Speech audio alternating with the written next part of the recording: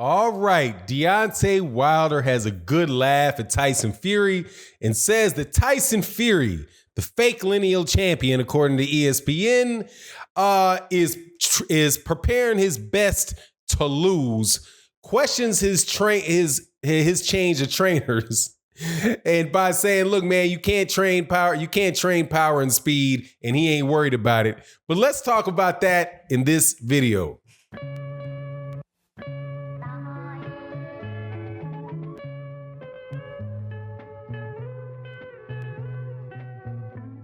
All right, welcome back to the channel. Subscriber, it's a good day. It's a good day.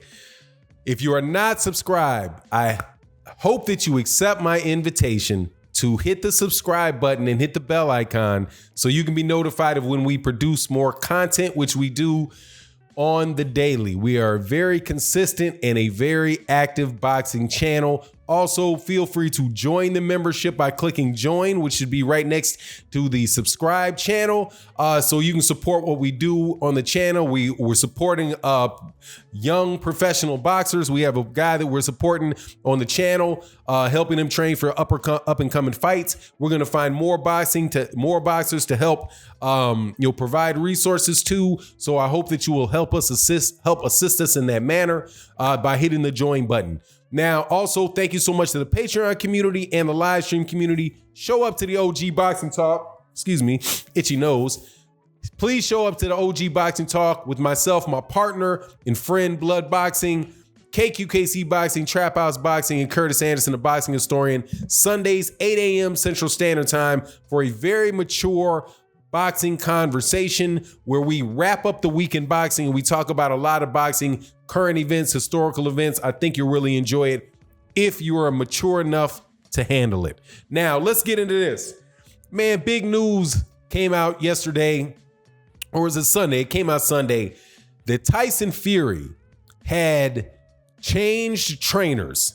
He let go of a trainer named Ben Davidson, who had been with him since he came back off of his, we'll call that hiatus, in the fights for Francisco Pineda, Safiri, the Wilder fight, the Wallen fight, and the Schwartz fight. So the last 5 fights he's been with Tyson Fury. Tyson Fury lets him go and hires a crunk trainer, Sugar Hill, to prepare him for the Deontay Wilder fight. Now, Sugar Hill said, you know what we're famous for, and what the crunk motto is, and what we like to produce, and that is obviously knockouts.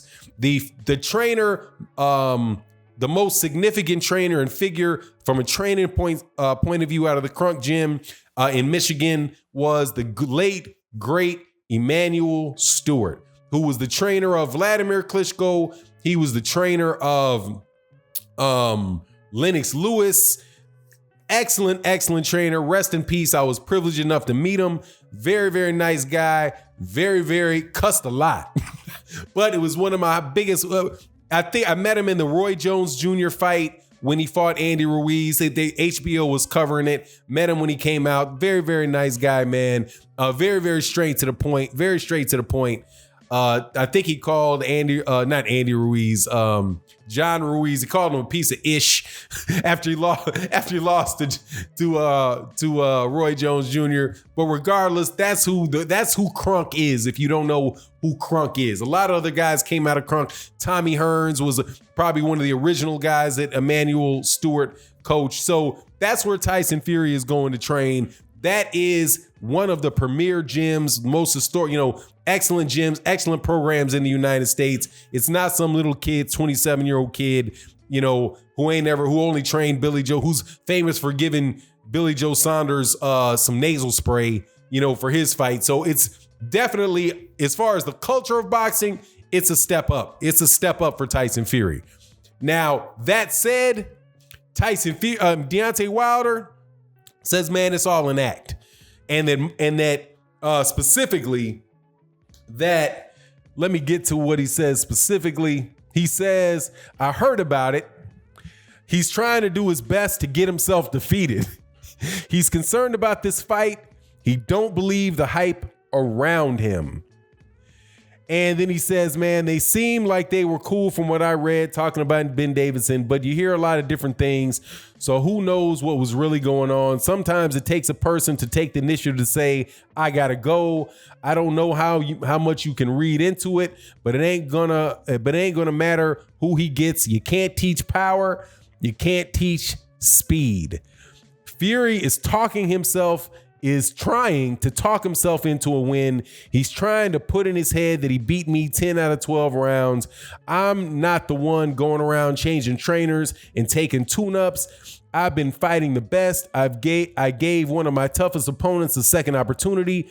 I've been holding the heavyweight division down when it comes to excitement. Whatever Tyson Fury wants to do in his career, and whoever's training him, all he's doing is preparing himself to be added to my career highlight reel. So obviously Deontay Wilder ain't feeling it. And I think he's got some very solid points, man. There are people who constantly are talking about how Tyson Fury gave a boxing lesson to Deontay Wilder, that Tyson Fury gave a boxing lesson to Deontay Wilder, how he won every round except for the rounds that he got knocked in, right? That he was slapping Deontay Wilder all around the ring, that it was like a grown man versus a little child. You know, there's no way that Deontay Wilder should have got the draw, all of that, right? So that's what people are saying. But let's look at what people are actually doing, okay? There's what people said that Tyson Fury then took and ran with, and then there's what Tyson Fury actually did. What Tyson Fury did was he did not take an immediate rematch, didn't take it. If that was easy money, if it was such an easy fight for him, he was so sure that he won it, it was so lopsided, so easy that no one in the world could have believed that he could have lost, he didn't take the rematch. Matter of fact, he was in the middle of a negotiation for the rematch, and he pulled out of the negotiation for the rematch to change promotional outfits, and then went to fighting two tune-ups, Tom Schwartz and Otto Wallin. Now I know that I'm wondering why, if you believe that you won a fight and you won it that easily, why wouldn't you want to immediately run it back? Why wouldn't you want that rematch right away? Luis Ortiz got knocked out by Deontay Wilder in the first fight, and he wanted that rematch right away. He didn't want to wait around. He's like, let me get this right away. Sean Porter lost to Errol Spence. Sean Porter believes that he won the fight. What does Sean Porter want? Sean Porter wants to run it back right away. He doesn't want to take two tune-up fights, change promoters. And then also, if you believe that it's such an easy fight and that you are outclassing this guy, why are you changing trainers? And why are you changing trainers and changing and going to a organization or a gym that has a significantly different fighting style than the one you brought into the ring with Deontay Wilder last time? Because you're going to go for the knockout? You need this. You are so much higher. It was so easy, and you won every minute of the round. So the fight so easily that you feel like you need to make a drastic change heading into the fight. Now, it could be that he has a reason for that. I'm not saying that it's not some plausible explanation. Hey, they have a better gym. I want to train in the United States. They have better sparring partners. Whatever the case is. Maybe that it was that the split wasn't caused by Tyson Fury. Maybe the split was Ben leaving, saying, "Hey man, nah, you're not listening to me. You're not working on the things that I'm asking you to work on." Maybe he left. There's all kind of reasons for that. But the optics of it tell me that Tyson Fury, the reason why he wouldn't take the fight immediately and took tune-ups is because he felt like he wasn't ready to go back in.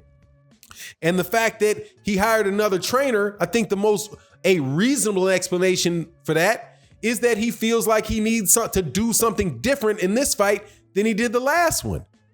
So he wasn't so completely satisfied with the outcome. Now, let's also focus on the fact of the actual scorecards of that fight. Tyson Fury would have won that fight if he did not get dropped in the 12th round. It was Tyson Fury's inability to stay on his feet, which was what cost him the fight. It wasn't like he saved himself by getting up. Deontay Wilder saved his belt by knocking the guy down. Now, does Tyson Fury gonna grow a new chin? Is Tyson Fury gonna all of a sudden forget that if he gets touched, he can lose his memory and be looking up at the referee, and maybe this time the referee won't count so slow? Maybe the referee won't think it's in the best interest of boxing to let him get up? Maybe this will be in the first round and not the 12th round? We don't know, but we will find out when they fight. I thought that Deontay Wilder's observation shows, again, a lot of confidence because he hasn't changed anything. He ain't changed trainers. He didn't take tune-ups. He went right back in fighting top-level opposition. He went right back in there wanting a rematch with Tyson Fury, and he's keeping the same trainer, same training camp, and all that good stuff. Anyway, so it seems like the confidence level is a good bit higher over on the Deontay Wilder side, but that's my impression. You let me know what you think in the comment section. And with that, I'm out. Peace.